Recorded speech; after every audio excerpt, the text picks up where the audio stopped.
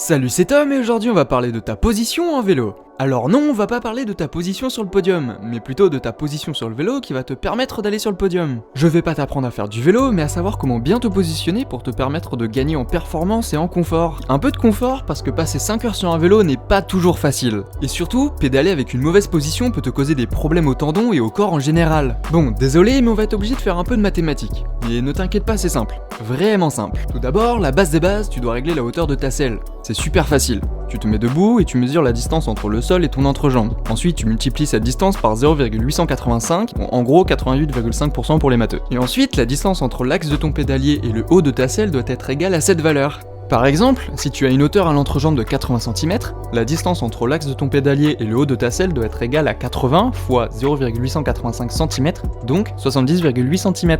Donc tu prends ta meilleure clé de 12 et tu règles ta selle.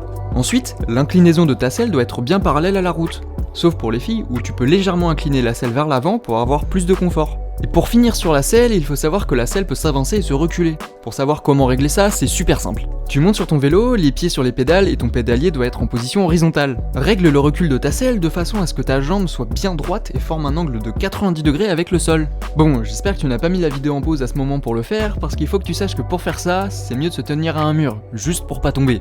Ah oui, du coup, t'as peut-être besoin d'un casque, même pour essayer ton vélo à l'arrêt. C'est l'expérience qui parle.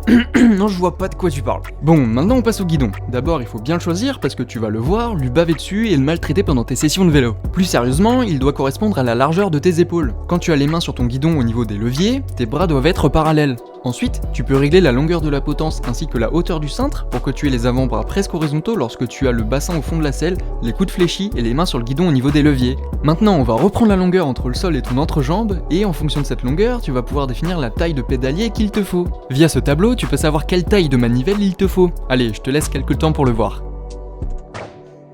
La taille de manivelle, c'est vraiment important, parce que sinon, sur le long terme, tu pourrais très bien avoir une tendinite, et ça, c'est pas très cool. Bon, c'est pas la peine de prendre peur, si t'es un cycliste occasionnel, tu vas vraiment pas avoir de problème. Par contre, si tu fais 200 km de vélo toutes les semaines, tu vas avoir besoin de correctement régler ton vélo et ta position. Bon, une fois que la mécanique est bonne, on va passer à toi. Tu dois apporter une souplesse dans ton pédalage, avec des coups de pédale arrondis. Ainsi, tu forces moins sur ton corps et tu diminues ta fatigue musculaire ainsi que certaines pathologies. Pour finir, en vélo de course, tu peux pas rouler avec le dos bien droit, parce que sinon, tu dis au revoir à l'aérodynamisme. Mais de toute façon, en ayant le dos bien droit, tu ne peux pas avoir une grande force. Bon allez, je te donne un petit tips. Quand tu vois une personne en côte avec le dos bien droit, bah en général, c'est un vélo électrique. Bref, incline ton dos d'environ 45 degrés en avant, et de toute façon, comme on dit, c'est en faisant qu'on apprend. Et en ayant le corps en avant, tu seras plus performant, car tu renverras plus facilement ta puissance dans les pédales. Alors monte sur ton vélo, essaye, et petit à petit, tu vas améliorer ta position avec tous les conseils que je t'ai donnés. Alors maintenant que ton vélo est bien réglé et que tu sais comment bien pédaler, tu peux t'abonner, lâcher ton like, ton commentaire et partager cette vidéo. Alors cycliste, à vos marques, pédalez!